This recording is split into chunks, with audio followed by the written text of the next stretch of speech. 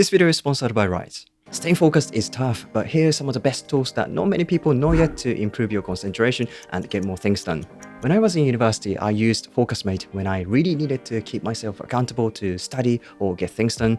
Essentially, it is a virtual co-working platform where you can work with another person in a video session for 25 to 75 minutes. Whenever you want to focus, you can book your own slot at any time. Then Focusmate will match you with somebody else who also wants to focus. Or you can choose to join somebody's session that's already on the schedule.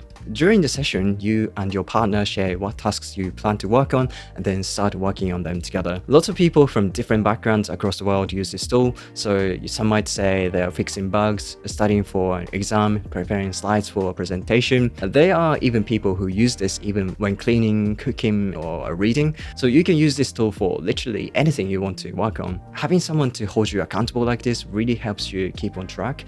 The science behind it is based on the concept that the presence of another person who's also trying to focus on their own tasks help you stay on track and get things done. Also, finishing a focus session feels pretty good, and it's great to celebrate together with your partner. If you struggle with staying focused while working from home, this can help you stay accountable and on track. Also, it's popular among some people with ADHD. It's such an easy way to get yourself an environment with the presence of another person without going to a cafe, library, or office.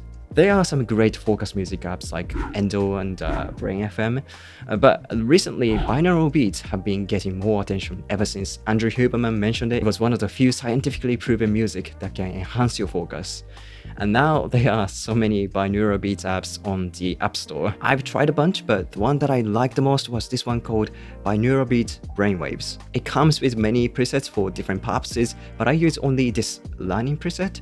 And what I like about this app is that you can add some ambient sounds like rain, waves, and fire, which I personally find very relaxing. Also, you can adjust the volume of each sound. Oh, by the way, you need to have earphones or headphones to get the most out of binaural beats, so make sure to use yours.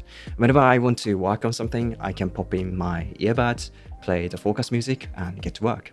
It works pretty well for me. Speaking of Andrew Huberman, I thought this self-hypnosis app he recommended was pretty interesting. You can use this for several purposes like sleeping better, improving your anxiety and focus. It's definitely an interesting experience. Apparently, people have different types of hypnotizability and how they react to hypnosis, so you can test it yourself with this app, and based on that, you can try different types of self-hypnosis that suit you. But honestly, I kind of prefer a typical meditation. Lots of great apps in this space already, such as Headspace and Calm, but I like Medito since it's completely free but still has a wide range of meditation exercises. You can do it for just 5 minutes a day and might be able to feel a bit of difference in your concentration. Another focus app I've been using for a couple of years now is Rize. It's the most advanced time tracking tool I've ever tried. It does much more than just tracking your time. The way I use it is that I start a focus timer whenever I work on something on my computer. You can specify how long you want to focus and what you want to work on. Once you start, this floating bar displays how long you've been working on and how long it's left. Since Rize understands what you're doing, it sends you an alert whenever you get distracted. I find this actually very helpful because I tend to get sidetracked unconsciously time to time. So getting this nudge helps me realize that. I've already talked about some focus music, but if you don't want to use many apps, Rize comes with a lot of music and ambient sounds that you can play during a focus session. That includes binaural beats as well as lo-fi beats, seaside, and rain.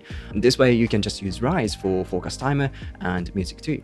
But that's not the end. After work, you can reflect on how you spend your day. Rize automatically categorizes your activity, so you don't have to enter anything yourself. You just need to have a look at see how productive you were or how much you overworked. This helps understand how you tend to get distracted too, so you can maybe block that website next time. There are lots of insights you can get from your data while helping you focus, so make sure to give it a try. It's available both on Windows and Mac. But when it comes to controlling your mobile usage, there are tools you can use. Opal is great for iPhone users. It's more than a simple Pomodoro app. Rather than just starting a timer, it also completely blocks distracting apps. So during a focus session, they become unavailable.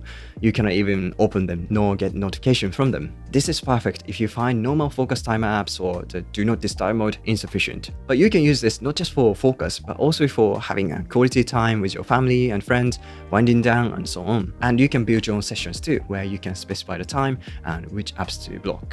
For Android, I like Focus To Do, which is the app I often use. Personally, I think it's better than Forest. It's a combination of To Do and a Pomodoro timer. You can also choose to block some apps during a session, plus it has a lot of music and sounds you can play.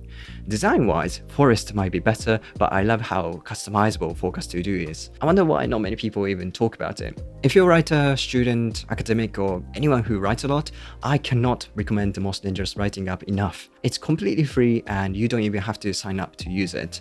This is the app I use every time I get stuck or being too lazy to keep on writing. The idea is simple. Once you start writing, you cannot stop. If you stop for more than a few seconds, you lose everything you wrote so far. It's stupidly simple, but works really well to push yourself. For me, this is the most effective way to produce the first draft quickly. The first draft is always crappy, but it feels nice to have it because you just have to edit it to make it good. So next time you're having a hard time to start writing or keep on writing, try this one. In my experience, avoiding multitasking is a key to maintaining focus. To prevent switching tasks frequently, it helps you to have a schedule so you know exactly what to do at what time. And to build a schedule, calendar apps like Google Calendar and Outlook Calendar come in very handy, or to-do apps with calendar like TickTick and Amplenote are great options too. I used to use TickTick for managing my to-dos and building a schedule, but now I use Amplenote ever since I found it because of its seamless integration between to-dos, notes, and calendar. But whatever app you use, you want to make sure not to pack too many things in your day and have some buffer time in between tasks. Once you're done calendar blocking, you just try to stick to the plan and make adjustments as you go. Alright, that was my favorite timeless apps to improve your focus and get more things done. If you want to know more useful tools, check out this video for AI apps that can save you hours every week. Thanks for watching, and if you liked it, please leave a like and subscribe.